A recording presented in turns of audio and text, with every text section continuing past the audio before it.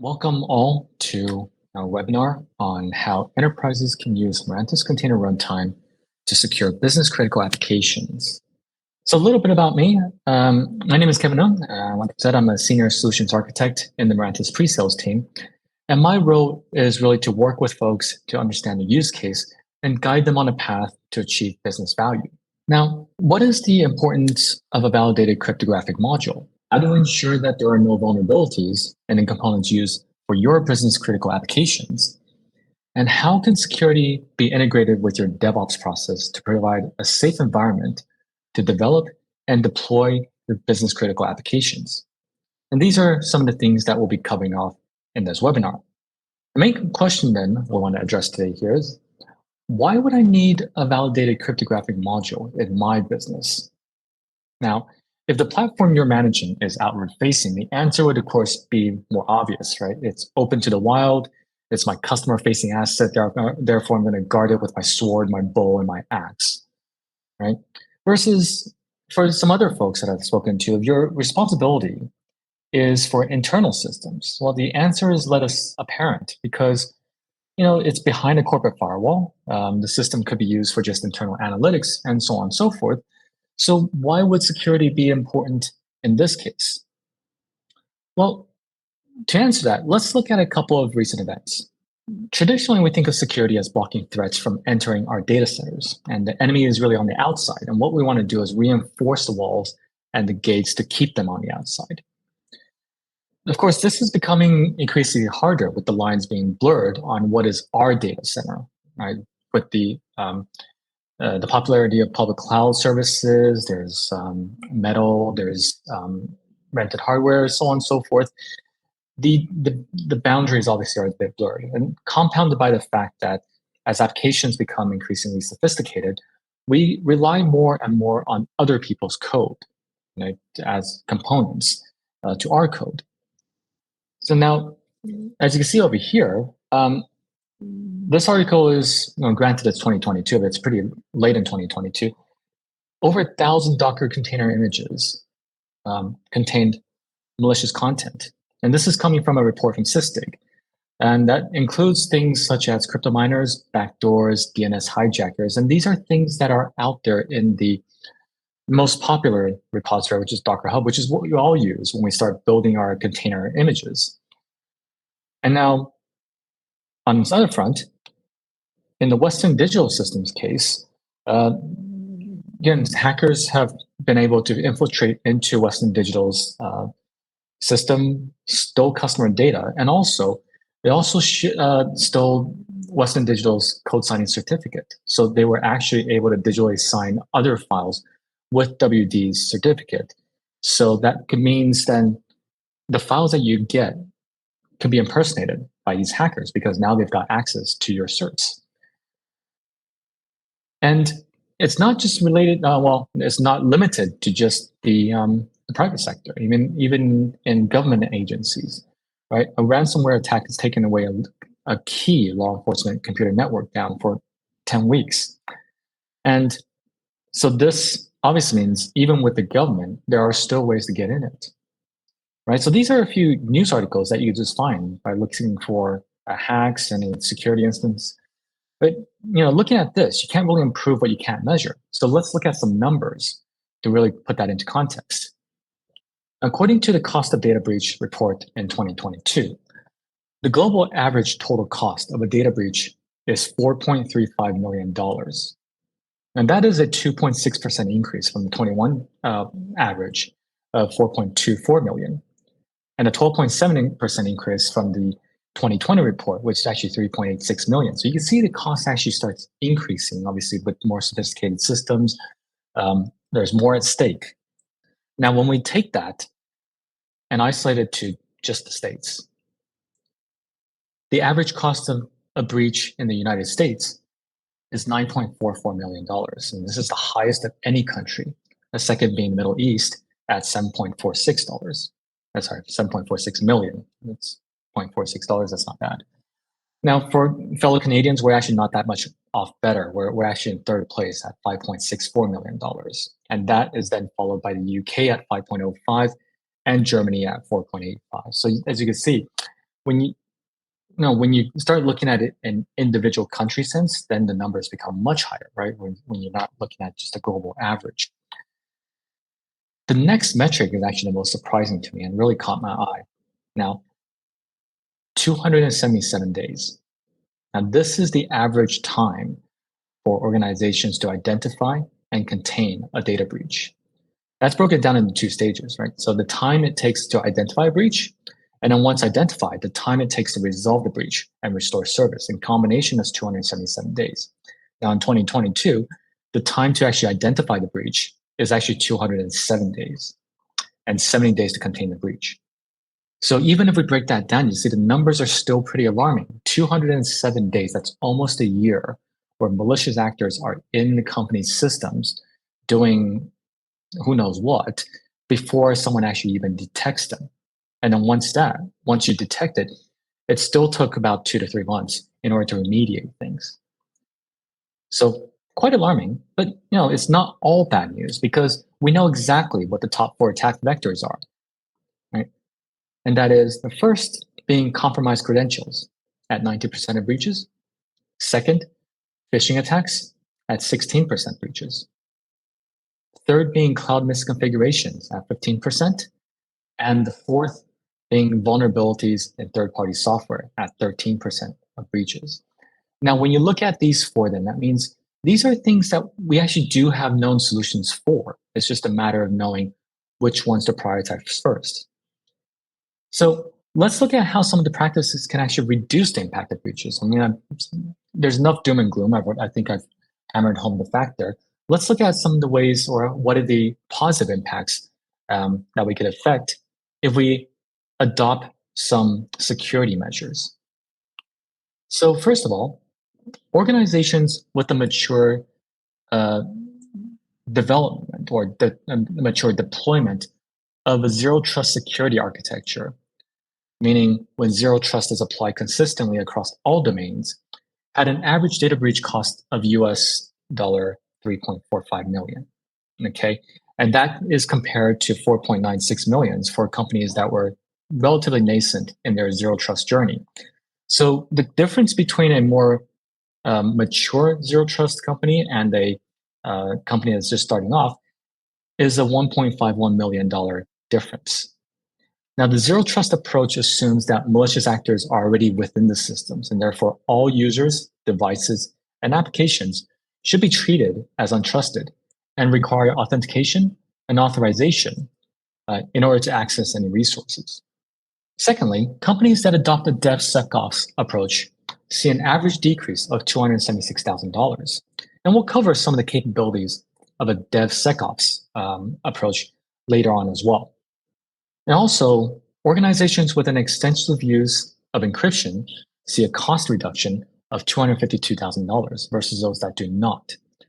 And the important point here is the encryption method being used, right? The extensive use encryption needs to be combined with the use of a validated secure encryption method. And again, these are things that we'll cover off in just a second as well. But as you can see there are some upsides, right? So there are methods that actually can make your system safer and reduce the impact of a data breach. So if we circle back a little bit on zero trust, okay, so zero trust, we mentioned earlier, that actually does bring the cost down by $1.51 million. And it's more pertinent, of course, in the US because on May 12, 2021, President Joe Biden actually issued a zero trust executive order, which requires federal agencies to, quote, meet specific cybersecurity standards and objectives by the end of fiscal year 2024. And we're seeing some of that trickle down to our federal customers. So, for example, we are working with a large federal agency on their STIG implementation on the Mirantis platform. And it's not limited to just the federal space. We're also working with several of our private sector customers in the telecom, healthcare, and finance industries on their security practices. So again, zero trust assumes that our data centers have already been breached. And so what we're doing here is to make sure that there's nothing they could do from the inside. Okay? So according to NIST Special Publication 207, which is zero trust architecture.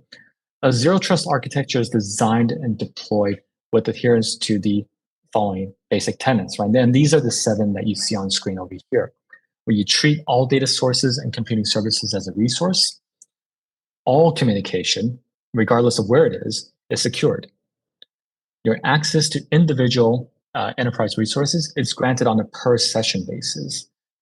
Access to resources determined by also dynamic policy, right? Things like client identity, application services, requesting access, all that needs to be included. And 5, the enterprise monitors and measures the integrity and security posture of all your owned and associated assets. All resources needs to be authenticated and authorized, and these need to be dynamic and strictly enforced before access is allowed. So this ensures that, even if someone's on the inside, unless we know where you are or who you are, you're not going to be able to do anything. And last but not least, the enterprise collects as much information as possible about the current state of assets, your network infrastructure, your communication, and uses that to improve its security posture. Kind of in line with the DevOps approach of continuous learning and continuous improvement. So all that are your basic tenets of zero trust. And we'll be referring to some of these when we start looking at some of the capabilities later on as well. When we're looking at the encrypted cryptographic modules, DevSecOps approach, CI/CD pipelines, and so on and so forth. So earlier, we saw that organizations with an extensive use of encryption see a cost reduction of $252,000 versus those that do not, right? And that ties directly to zero trust tenet number 2, where all communication is secured. But what is a validated cryptographic module to use for encryption? Well, one such implementation can be found in this publication, FIPS 140-2. And that outlines the security requirements for cryptographic modules. So FIPS stands for Federal Information Processing Standards, and 140-2 is a revision of such that actually covers off encryption or the cryptographic modules, and it kind of gives us a guide of doing so. We actually covered FIPS in much more detail in another Bright Talk webinar called Why FIPS Matters, Validated Security for Secure Software Supply Chain. So if you'd like to find out more about NIST, the FIPS levels, the validation process, it's all available on demand on the Mirantis Bright Talk channel. So please do have a look at that. And so what is FIPS? FIPS really is, like I mentioned, the standards and guidelines for federal computer systems. All right, and that's developed by the National Institutes of Standards and Technology, which is NIST. And that essentially is a guideline that is now being widely adopted outside of the federal space as well, but its original use was for the federal space and government to make sure that everything's secure. So FIPS 140-2 is a standard that handles the cryptographic modules and the ones that organizations use to encrypt data both at rest and in motion. Now, FIPS 140-2 has 4 levels of security, with level 1 providing component level security and level 4 being a fully hardened system. Okay? Now, FIPS 140-2 level 1 requires production-grade equipment, at least one tested encryption algorithm. So that must be a working encryption algorithm and not one that has not been authorized for use. Now, in order to be validated for FIPS, you actually have to make sure that all of your documentation, your work is being sent to a lab for validation before it comes back as being FIPS validated. So what are some of our customers do with FIPS? Now, some companies are using the Docker Community Edition, which doesn't have FIPS out of the box. So they find that they need the FIPS cryptography libraries for their own security. And so they start building it from scratch. Some customers reach out to us and work with us as a OEM agreement to include Mirantis Container Runtime in their virtual appliance so that it's easier for them to achieve FIPS validation in their stack. Or they use it to certify their own product, which includes achieving certification for the full stack, right? The OS, the container runtime, applications, other layers within the stack there. And the question then is, who really needs all this? Well, first and foremost, obviously, all government agencies and facilities, right? Or those that are working with government agencies. And we got customers that because there is a governmental arm they require FIPS validation for their stack or their systems. Secondly, now, like I said, it's kind of expanded to other industries as well. So regulated industries, such as the finance industry, telecommunications. We have a rather large customer that we're working with as well to implement security, and that's a telecommunication customer. Healthcare, right? With the and within the U.S., you've got your HIPAA guidelines that involves the security of health-related information, any identifiable information. So using FIPS actually does help with the compliance as well of making sure that what data at rest is going to be secure. And within any industry that really needs encryption to protect sensitive data. And here at Mirantis, we've acquired FIPS 140-2 validation in a number of our products. So first and foremost, in our container runtime, which is the individual runtime that is installed on machines and nodes where you can actually run containerized resources on. We also have that on our Mirantis Kubernetes Engine, which is our container orchestrator that runs both Kubernetes and Swarm at the same time. And also within Mirantis K0s, which is our lightweight Kubernetes distribution, mainly used for edge locations. So what does that mean really as a customer of Mirantis? Well, first of all, it means that security is important to us as a company. And we want to provide a high level of security for our customers, yourselves. And second, the updated certification means that we've expanded our FIPS reach throughout more of our product portfolio. And not just the runtime, the orchestrator is now covered with the certification, and they're a key part to our portfolio. And like I mentioned earlier, many of our customers go through their own FIPS certification. And because our software is part of their software stack, this new certification tells our customers that we won't be in the way of you achieving your FIPS certification because we're already there, right? So the component's already FIPS validated. Now you just have to worry about your workload and your communications. And even for those that are not pursuing FIPS, it really means that we have secure communications and both in flight and at rest. Now, we also saw that earlier that adopting a DevSecOps approach reduces the cost of a breach by $276,000. So let's talk a little bit about that. Now, the core concept of a DevSecOps approach is to integrate security practices into the DevOps process in order to build and deploy software securely and efficiently. So we know DevOps is the practice of bringing together development, dev, and operations, ops. So what we're doing is we're including security throughout the entire process to create a culture of shared responsibility for the security of the software development lifecycle. And some of the core capabilities of DevSecOps are, well, one, automated security testing, right? So using automated security tools to process and identify vulnerabilities and weaknesses in your code, your infrastructure, configuration, containers, and so on and so forth. Two, implementing a continuous integration and continuous delivery process, right? So it emphasizes the automated process, the pipeline, to deliver software more quickly and with greater frequency while maintaining security and quality, right? Giving you quicker iterations, quicker testing, and quicker cycles for improvement. Three, promoting a culture of collaboration and communication. So what we want to do is be able to, we don't want to work in silos anymore, right? Traditionally, and this is something that we've been talking about for years and years and years, developers work on their code, they get a requirement from the product owners, okay, I get a Jira ticket or whatever it is, I work on my code. Yes, let's pass it on to the testers do their stuff. Yes, let's pass it on to release management, and the release engineers push code to production, and then now it's operations, it's now your stuff. And then people just wash their hands and walk away, right? That's the last thing we want to do. We want to make sure there's constant communication between all parties, right? So then the devs know what the testers are doing. They don't have to know exactly what the job is, but at least in terms of functionality and where people are at, want to make sure everybody's talking to each other. And now coming with security.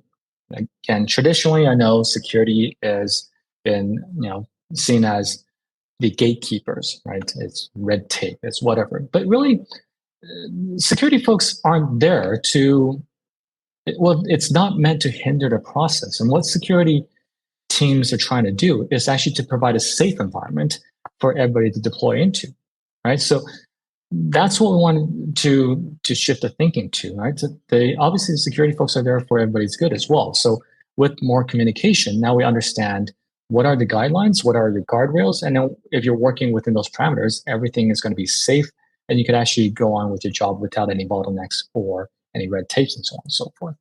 And that brings us to number 4, which is implementing security best practices. So things such as secure coding practices, vulnerability management, access control. Once all that is set up, security is no longer a hindrance. And it's actually, again, like I say, it's actually going to be there to accelerate your development because now you're developing in a safer environment.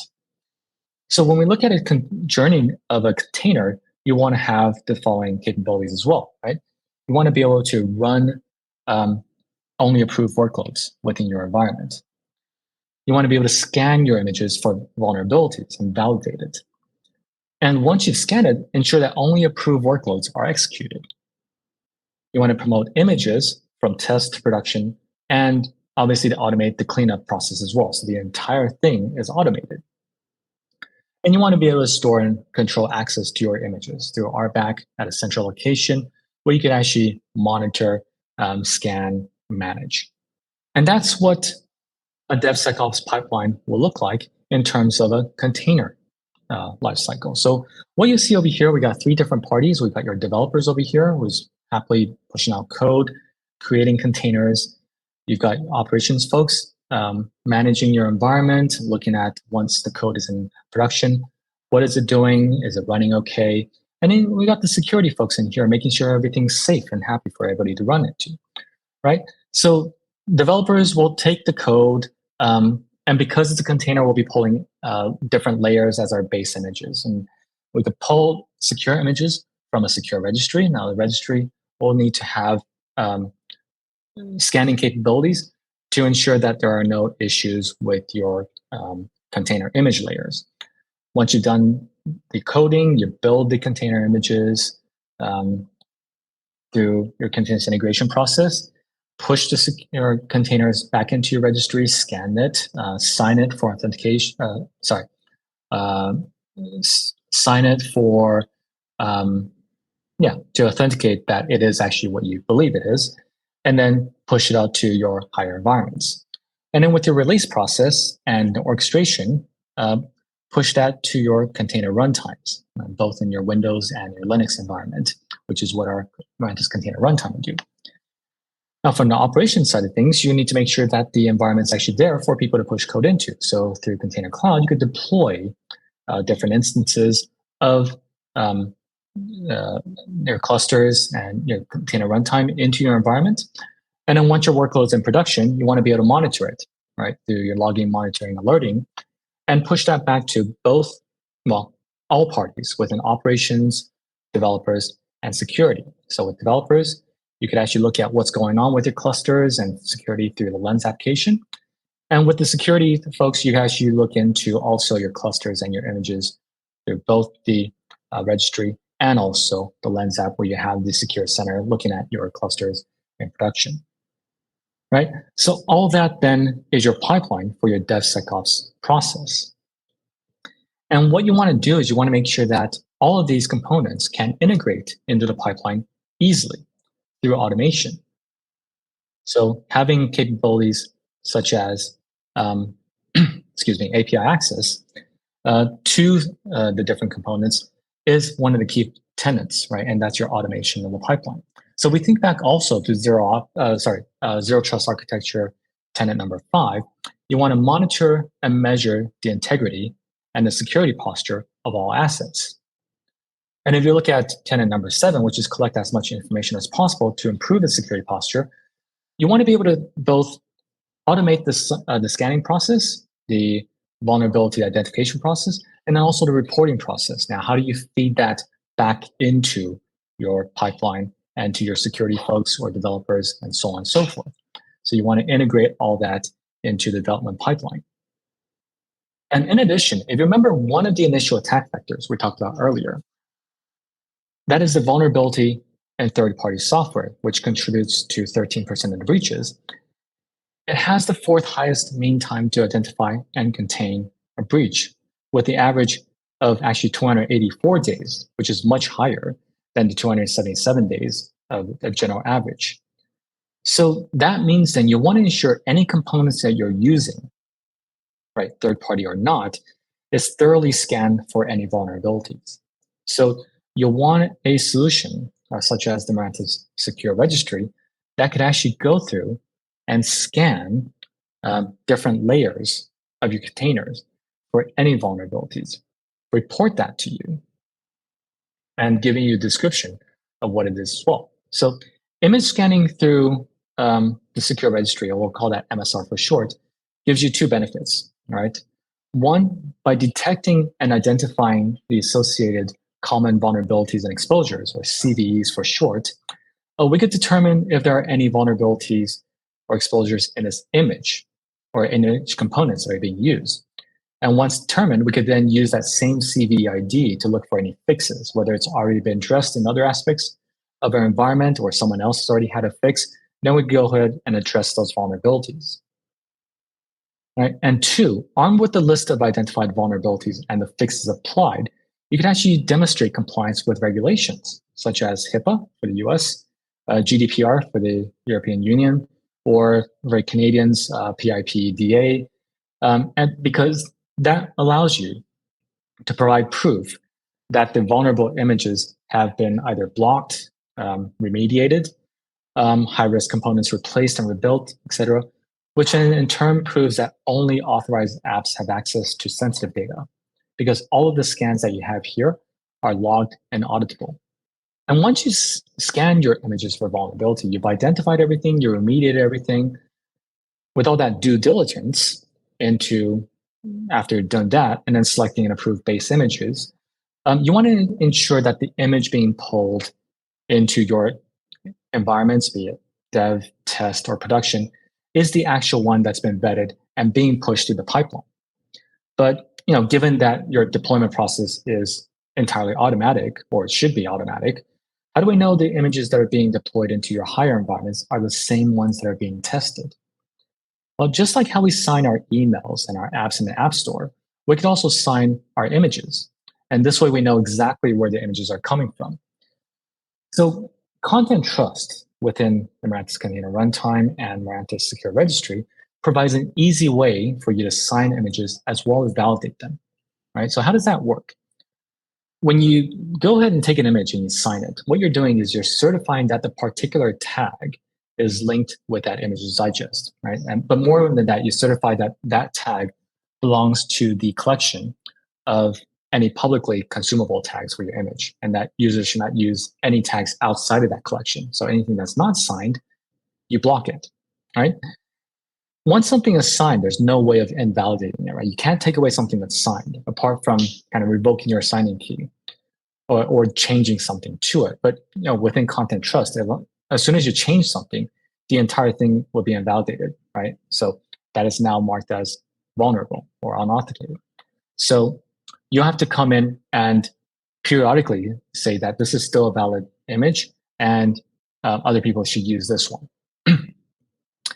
And more importantly, or conveniently, Docker Content Trust also enables you to specify multiple collaborators or others that could actually sign your content with their own keys. So this way, it allows for more seamless integration with your day-to-day workflows. You have perhaps a pipeline signer, right, that actually does that for you, or you could have multiple signers. So if you need to take some time off, whatever, that doesn't create a bottleneck for your process. And this also links to Zero Trust Tenet number 6, which is dynamic and strictly enforced resource authentication and authorization. And it's really easy to find, what has been signed and what's not been signed within the Mirantis Secure Registry. When you look at your tags for your image, if something is signed, it's signed. There you go. At the same time, you see there's some of these vulnerabilities. I do have a critical one, but we already remediated that in another practice, so we're good, and we'd be able to deploy this into our environment. But once something is signed, you got to control whether it can be deployed into your environment. Okay? So signature verification will prevent unauthorized containers to run, not only within the container runtime, but even if you're using orchestrators such as the Mirantis Kubernetes Engine, you could also adjust it so that only signed images can be deployed into your environment. So you want to define image signing policies within your Mirantis Container Runtime or the Mirantis Kubernetes Engine that enforces only approved content can run. And this is for security. The Mirantis Secure Registry will store all of the signed Docker images and metadata, including the signing keys and expiration dates, and this is all backed by Notary. But again, signing the image is only half the equation, right? So you prove that it's authentic.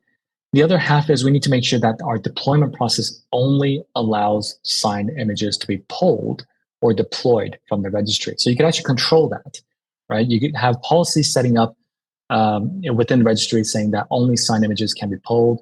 You could have policies set up within your environments to say that only signed images can be executed. And that's actually really easy to enable. It's really just a flag that you set within the environment variable. So if you're on Windows, you set the system variable to 1. If you're on Linux environment, just export it. And if you're using Mirantis Kubernetes Engine, it's basically a switch that you click on and say run only cited images. So this way, within your environment, only those that you've vetted thoroughly and authorized to be your container images can be executed within your environment. So in summary, in order to ensure the safety of your company's mission-critical environments and your most valuable assets, which is your business data and business value-generating code, it is essential to A, implement a system that includes a validated cryptographic module to protect your data at rest and in transit. B, actively identify threats and vulnerabilities at every layer of your container image. And C, once you've done that, ensure only authenticated and authorized workloads are executed within your environment. So with that, hopefully today's webinar has provided you with some information to convince your colleagues on the importance of incorporating security on all areas of your business applications, not just external ones, but also internal facing applications. And in the case that they're already convinced, hopefully this also provides you with some of the capabilities required in order to secure your container environment from development all the way to production. So to find out more, visit mirantis.com or scan the QR code on the screen to jump to the website right away. Cool. And again, feel free to contact us if you have any questions after the fact. You think of anything, let us know. This webinar will be recorded for on-demand playback afterwards as well. So hopefully you come back and have a look at things that you may find helpful. It's been great to be able to share this information with you and looking forward to seeing all of you in the upcoming webinars. Have a great rest of your day, everyone, and see you soon.